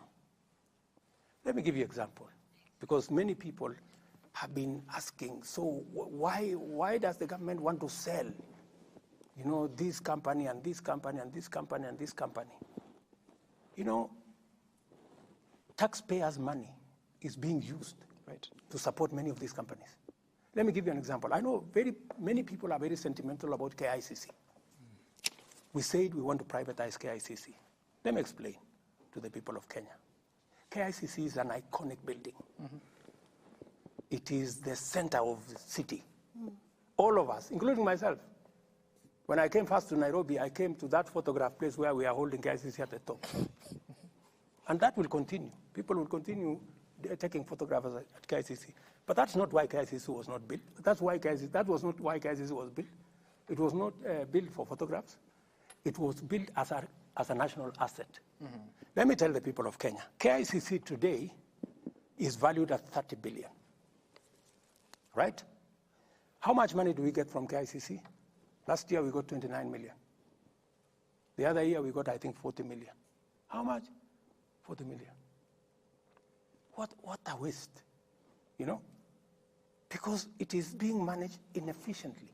I had to put 1.8 billion shillings to make it usable for Africa Climate Summit. Just imagine.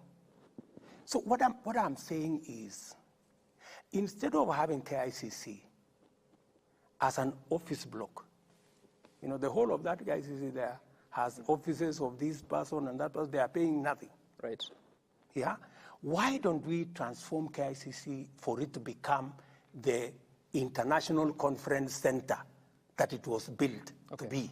Right. Right? So when just wait, the international conference center. And you know how much money we should be making from KICC if it is worth 30 billion?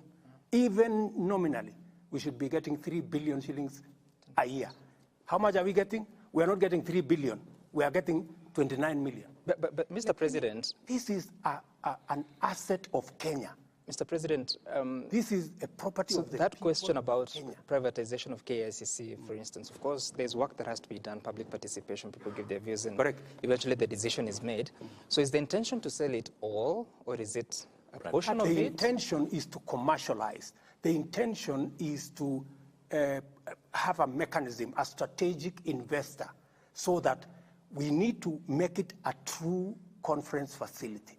And if we make it a truly conference facility, it will give us more than 3 billion shillings a year. Today, we are getting 29 million. If you ask any ordinary Kenyan, would we rather continue getting 29 million, would we do a strategic investment that would give us 3 or 4 or 5? Kwa hivyo kumaanisha, Mheshimiwa Rais, changamoto inayoikumba KICC imepita ufahamu wa kwa serikali kuweza kuihakikisha kwamba inapata kile inachofaa kupata mpaka mnakwenda katika mkondo wa kuiprivatize.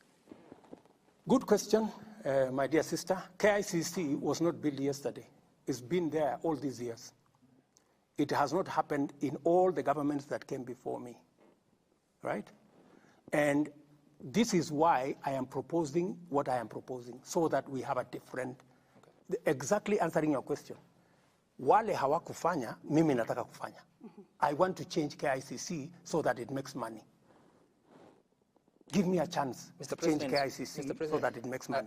Let me conclude by saying, because our international conference center at KICC is not working, it has no capacity to host.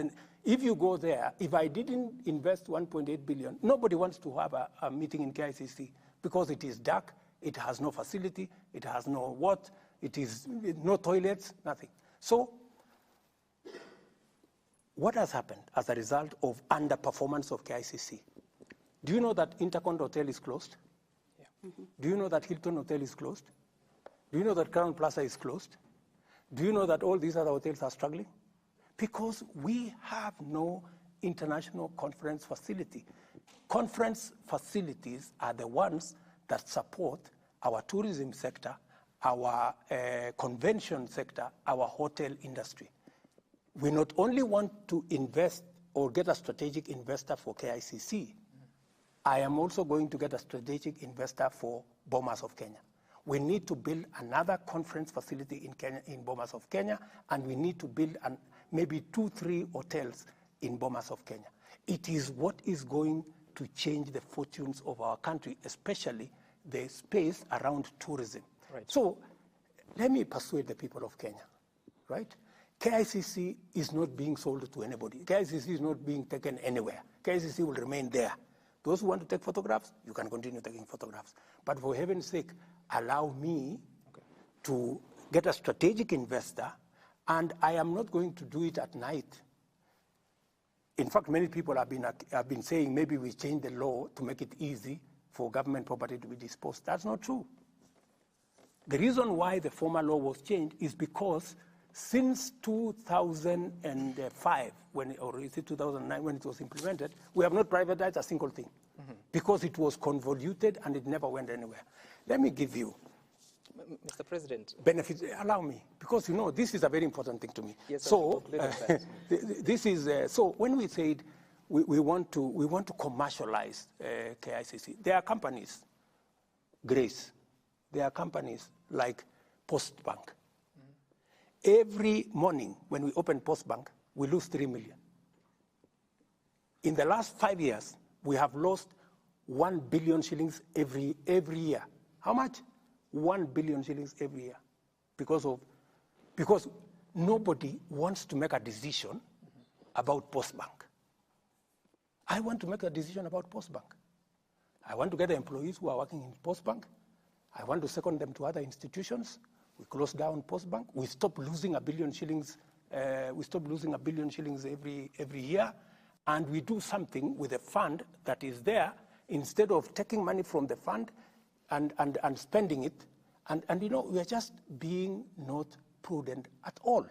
Let me give you another example. Because you know, this is what I want to do. This is what we are talking about. When we talk about privatization, we are not talking about just sale. We are talking about 4 or 5 aspects. There are places that will be leased. There are others that you will get strategic investors. There are others that you will get, that you will take to the stock exchange. Let me give you another example. Kenya Pipeline Company. Kenya Pipeline Company is a company that is worth 300 billion Kenya shillings. How much? 300 billion. 300 billion. How much money are the people of Kenya getting from Kenya Pipeline? I think it is only once or twice that we have gotten 1 billion a year. Otherwise, we get 200 million, we get 300 million. This company, Kenya Pipeline, should be giving the people of Kenya 30 billion shillings every year. So is it mismanagement or? No, it is just strategic thinking that is not there. And that is what I want to do. It is just strategic thinking. What so of KCC? I'll come back there. What we need to do is, you know, there are people who still that mentality, mali ya serikali si mali ya mtu. No. Mali ya serikali is our collective property, and it has to be managed well. And I have a responsibility to the people of Kenya that it is managed well, and I intend to manage it well. What have I done? I have changed policy. I brought the policy, because it is in my manifesto. I brought policy to cabinet. We said we need to change what we call government-owned enterprise policy. Ownership policy. As an owner, every shareholder demands money for their shares. We are the shareholders. We demand money from the companies that are owned by government. So what do we need to do, for example, in Kenya Pipeline? Right. Kenya Pipeline, there is nothing strategic about Kenya Pipeline. This is just a transporter of fuel. That's all, it's a matatu for fuel. So what do we need to do? First, I have told them this year, they must give us a dividend of 5 billion this year. And they're going to give it. Because I have told them, you have to stop all these shenanigans. This is public asset. We cannot be taxing Kenyans when there is an asset here that should be giving us. So how do you arrive at that target of 5 billion? It is the initial money, but it should actually be 30 billion every year, because any economist will tell you if your asset is this much, 10%, even if you were to, because if we were to sell Kenya Pipeline at 300 billion, we would get 300 billion, put it in a fixed deposit, we earn 30 billion every year. And yet we have the money sitting inside there. Okay. So let me conclude. Let me conclude by saying, please. Let me conclude by saying this. And I'm sorry, you know, I have to explain to the people of Kenya some of the things that are being, you know, misconstrued to mean that we are not being prudent. I brought policy, and I said, we are going to make sure that every government asset gives money to the shareholder, the government of Kenya, so that we look for additional revenue, because we cannot borrow. We have pushed Kenya enough on taxes. The only other way to raise money is to sweat our assets. Yeah? Is to sweat our assets. We must get our assets to pay us dividends. That's why, for example, Kenya Power, we have removed 4 directors that I appointed into the board to allow the private sector to appoint directors, because we want it to be run with the private sector support, because we value what the private sector has to say. Let me conclude by saying the following. Why is this in the right direction? Let me answer what this good man has said. KCC, for example, we want to have a conversation with farmers. We want farmers to own KCC. We want to give them, we want to see with them, already dairy board were in India. The Indian equivalent of KCC is paying farmers higher than our KCC for the same product, and is charging the consumer lower than we are charging, because they have built in much more professionalism, much more. So we want to do that. And for Mwea, I know there is a problem, Mwea rice mill. Yeah. We started Mwea rice mill way back in the 70s when there was no rice mill. Today, we have 100 rice mills in Mwea. Mr. President, we don't have to we own may it. not We exhaust. want to give it. Yes. In fact, the reason why we are discussing where rice mill is because we want to give it to farmers. Okay. And there is no other way of giving it unless you take it through a process. Mr. President, we cannot exhaust the Maswala list ni of mengi. 11 farms that are to be privatized, but I want us to spend some time and talk about the diplomatic status of the country, of Kenya, in the And its regional neighbors. and global space. Do you want to take us through that? Yeah, pengine Mheshimiwa Rais unaweza kutueleza uhusiano wa Kenya na nchi zetu jirani. Tukizungumzia pengine kama Uganda upo vipi? Tunakumbuka kwamba kulikuwa na lile swala la uhusiano wako baina ya Rais Yoweri Museveni kuhusiana na oil deal. Sijui kama uhusiano wenu upo vipi kwa sasa. Is that the only around that space? No, I can ask the about question is about- Tanzania. Yeah, right okay. now, Yeah, I think you need to ask all of exactly. this. Of late, we've not seen there's Mama Samia kiasi pia amekuwa akirusharusha maneno kuhusiana na namna taifa letu linavyoendeshwa na kadhalika, jambo ambalo tunatuuliza. Juzi umesema unakuja na visa free Kenya, watu watakuwa naingia. Je, katika muungano wetu pia wa Afrika Mashariki protocols zinasemaje kuhusiana na kauli ambayo ilitoa pamoja na uhusiano wa jumuiya?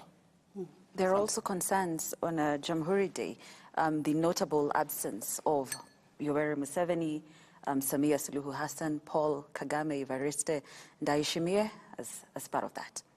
Okay, let me start with yours. Do they normally attend Jamhuri Day? No.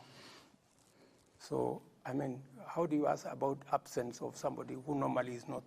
Were they invited? We didn't invite them. And they came, you know, some of the people came just because we are East Africans. Do I attend the national days of the other countries? I don't. So does that mean that there's a problem? No. So let's leave that one there. Number two, the relationship between Museveni and myself are perfect. The relationship between Kenya and Tanzania is perfect. The relationship between Kenya and Tanzania is perfect. On the visa issue, today, forget about my announcement, you don't need a visa to go to Tanzania. Neither do you need a visa to go to any country in East Africa. So the fact that we are actually formalizing what is already in place. So there is no contradiction between our visa-free and that. But let me say one more thing, if you allow me. I've answered that one quickly so that you can allow me to say something else. Let me say this, because, you know, let me tell you, the economy is very important to me. And that's why I want us to spend time there a bit. The economy is very important to me. I have told you that we need to raise revenue. Why am I targeting raising revenue from our assets? Look, for the example, Safaricom. Safaricom was a small department in telecom. Yeah? What did we do? We took it to privatization. We asked Vodacom to come and Vodafone to come and invest. We gave them 40%.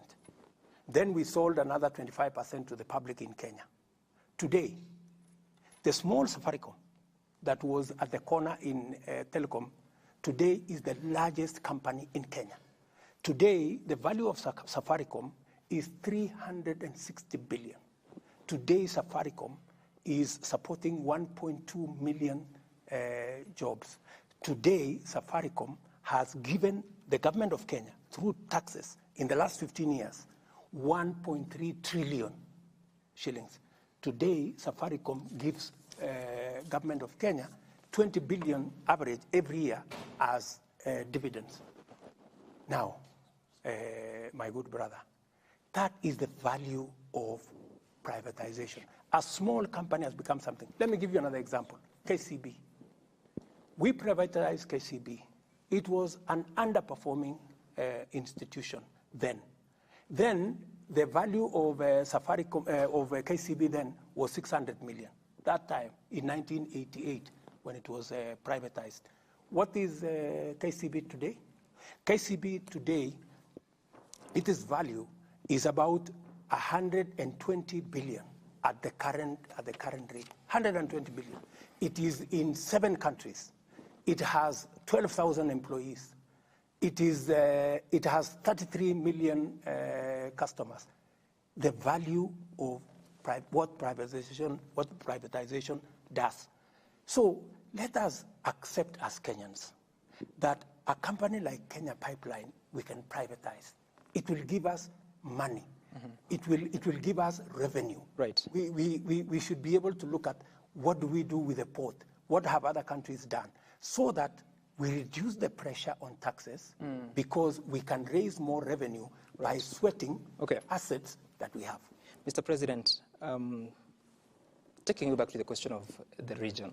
Yes. And specifically, President Museveni said that it cannot be that you're going to continue buying oil from brokers.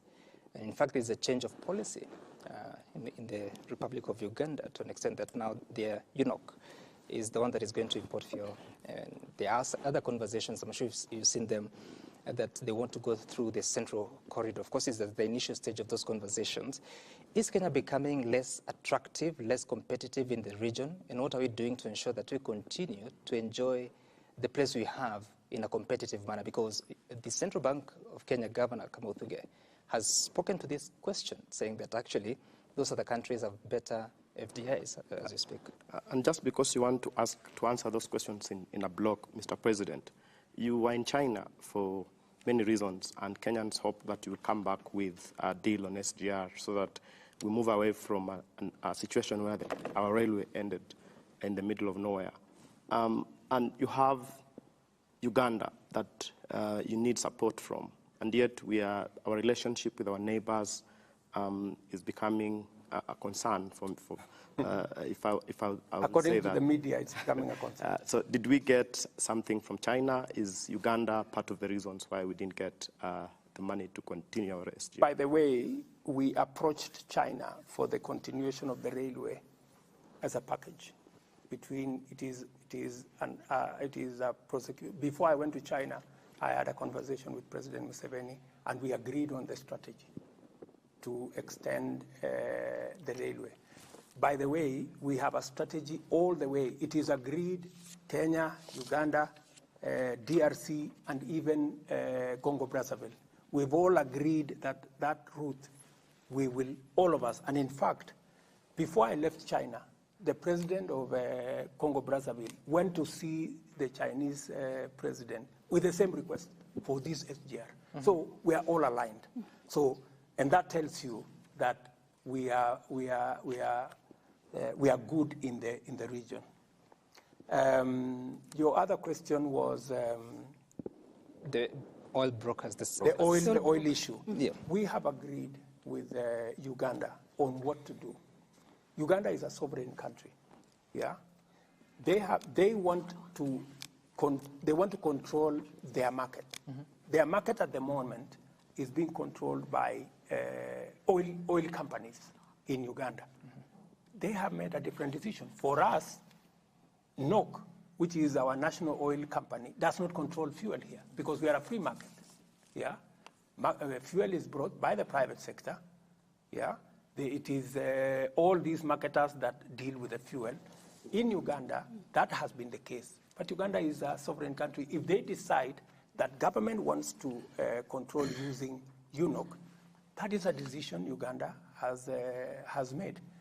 As Kenya, we want to work, because we are a free market, we want to work with the oil marketing companies.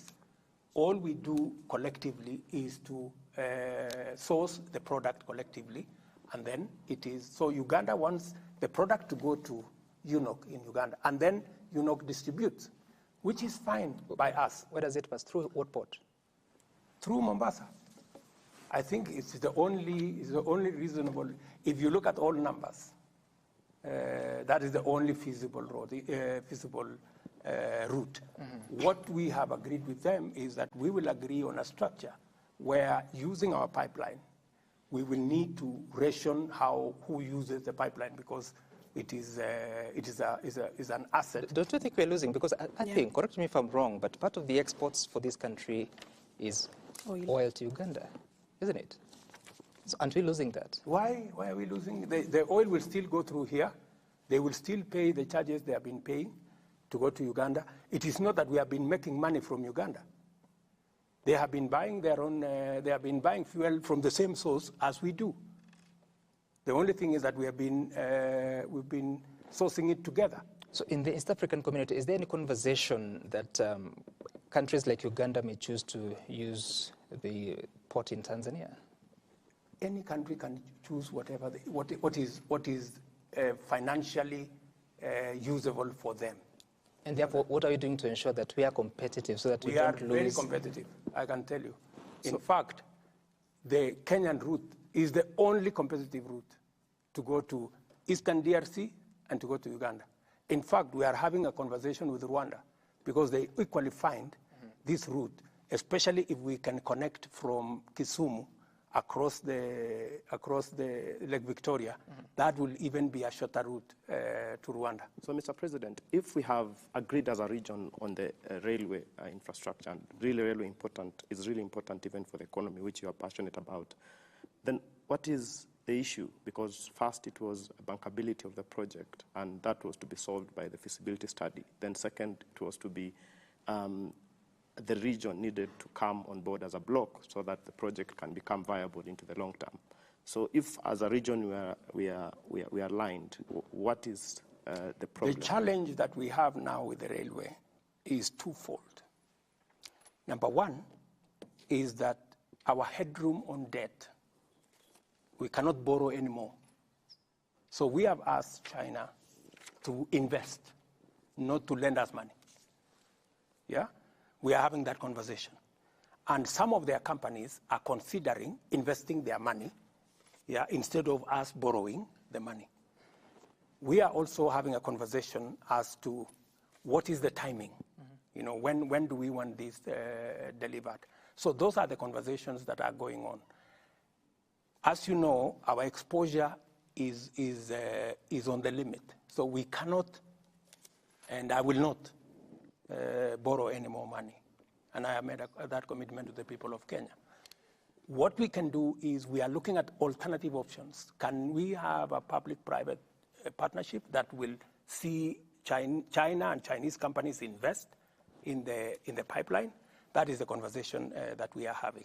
Mheshimiwa, mwisho, kuna swala la DRC hapa. Tuna tatizo lolote taifa la Kenya na DRC?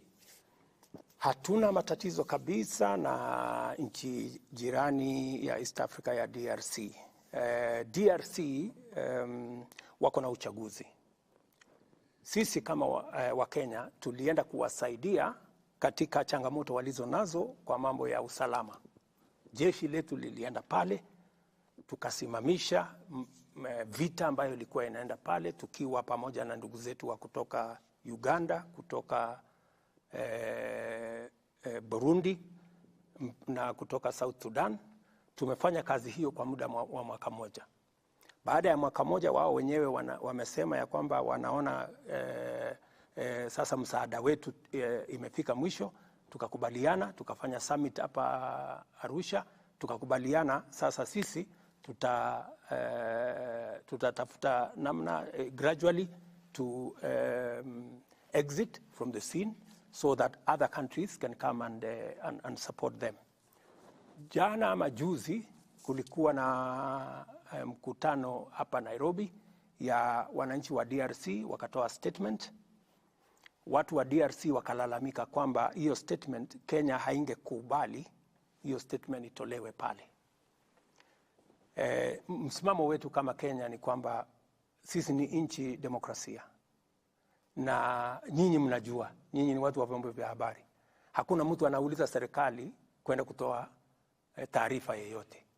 So they issued a statement from here.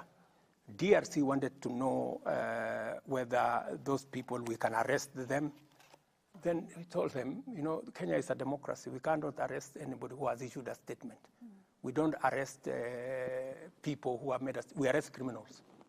If anybody has committed any criminality, we will go out of our way to deal with them. But issuing statements, how many people issue statements in Kenya against me? Every day, people are issuing statements left, right, and center. That is what the democracy is all about. And in any case, Kenya here has the biggest bureau. You guys know the biggest bureau of journalists from BBC. I don't know CNN. I don't know where. Everybody is here. So, and that is what people are looking for. But So now, Kenya is a media hub. By recalling the ambassador from Nairobi, what does that mean? Do you have a problem now? If they decide that they want to recall our ambassador because a statement was issued in Nairobi, that is their right. But, you know, I cannot arrest anybody merely because they issued a statement. That is undemocratic. That is not how Kenya is. That is not the Kenya you all know. So, you know, we are all different. Countries are democracies in different ways. Okay. Mheshimiwa, mwisho kabisa kabla tujamaliza, siwezi kukuacha bila kuuliza swala la elimu. Tumepata malalamiko mengi sana. Nimepata jumbe nyingi tangu jana kuelezea kwamba tutakuwa na rais. Watu wengi ambao walikuwa wanafanya internship kuhusiana na JSS wanalalamika kwamba wanahitaji kupewa nafasi. Yani wapewe nafasi za kazi, manake muda wao unaishia mwezi huu, nafikiri tarehe 31. Umeweka mikakati gani ama mipango gani kuwaeka wakati ambapo pia junior secondary school inafaa kufungua mwezi wa Januari, waendelee na vile vile kuwe hakuna tatizo lolote kwa wazazi, wanafunzi na hata pia mikakati ya serikali kuhusiana na swala la elimu? Naomba tujibu hili wewe kama rais. Mimi nitajibu. Manake isiwe mambo ya kupeleka kwa wizara itafanya hivi. Hapana, mimi nitakujibu. Ndio. Mambo ya wanafunzi ama walimu wa JSS, Januari watakuwa kazini, kwa sababu tulitoa sera kama serikali ya kwamba sekta zote kabla ya kuajiriwa permanent and pensionable unafanya kazi internship miaka miwili. So they will complete, once they complete their internship of 2 years, we will hire everybody. So they need to relax. They need to go through the process. They will have the first priority when we hire teachers after the internship. And we are not doing internship only with teachers. We are doing internship with many other sectors. In fact, we've just gotten a cohort of interns at the public service, because internship is part of the learning process and the job process. So our interns that are doing a wonderful job as teachers, they need to relax. Nobody is going to take their place in January. So there'll be what? They will continue to complete. Yeah, they will continue to complete their internship for 2 years. 2 years, which is a government policy, and that is understood. After the 2 years, they will be hired as we absorb others into internship to graduate slowly like that. Okay. Unahakikishia walimu wote 50,000 hivi watapata kandarasi za kudumu baada ya miaka miwili. Correct. Mr. President, we want to wind up, but a lot of conversations and many questions that are coming in, including one who is asking that, back to our earlier conversation about the housing levy and that question of accountability, do you know now how much has been collected from that levy and why it is? I know that I don't have the final figures with me here, but I know we've been collecting ever since the law was passed, and it is on average about around 60 billion shillings or thereabout, plus or minus every month. 60 billion every month? Yes. So 60 billion shillings? I think so. I think that's the correct number. So in a year that would be 60 times 12. What is that? 720 billion? 720. Well, let me not, I don't know whether, no, maybe six, yeah, I think it is, sorry. I think it is about 6 billion, sorry, yeah. about 6 billion. So I think every year it is somewhere between 60 and 80 billion every year. Where is that money now? That money is already constructing houses. Under what law? What framework? There is already a framework. Only the court said we fine-tune the framework. That money is already constructing houses under the framework with the Ministry of Housing. That? Some of it is being used by, we've already allocated to National Housing Corporation. And the construction of houses is going full steam across Kenya. We have, by the way, we have 33 sites, active sites going on. I want to ask you to go to Mukuru. We are building 14,000 houses in Mukuru. If you go today to Mukuru, you will not think it is a slum. So you will think it is in Europe. That is being financed by these resources? Yes. Not private investor resources? No, this is being financed by these resources. So if it's 6 billion every month, you're saying 60 60 to 80 each year. Every year. So how many houses does that construct? It will depend because we are constructing houses of between 400,000 per house. Others will be 1 million. Others will be 3 million. It is different categories. That's the selling price. I'm talking about the cost. But you know, the cost is commensurate with what you sell because it depends with sizes. The smaller ones cost less. The 1 bedroom, the bed sitter, the 1 bedroom, the 2 bedroom, the 3 bedroom cost different. So it will depend on how many. Mr. President, I asked that question because it's been a very stubborn question. Not many have an answer. I have an answer. Not your members of parliament, not your cabinet I secretaries. have an answer. And in fact, if you call the ministry responsible, they will explain to you in detail. Now. Yes. Okay. In detail. Mr. President, yes. The last question, which I was told to ask you, would be, is there hope? Oh my goodness, let me tell you. We are going to change Kenya. I am very positive. I am very clear in my mind that I have only one mission: to change Kenya. And by the way, I have every intention to do it. And I know very well that it's not going to be easy. It's going to be difficult. But it is never too late to do the right thing. You cannot be wrong by doing the right thing. So I intend to transform Kenya. We have always known and wanted to do what we know is right. We know we should create jobs. We know what we need to do to create jobs. We know we should control our expenditure. We know what but the thing that has been lacking is somebody to lead the way in doing it. I intend to lead the way in doing it. Mr. President, changing Kenya. We have to leave it at that. I think that counts for a closing remark, unless you have anything else to add. No, let me appreciate all you guys, and let me appreciate the people of Kenya.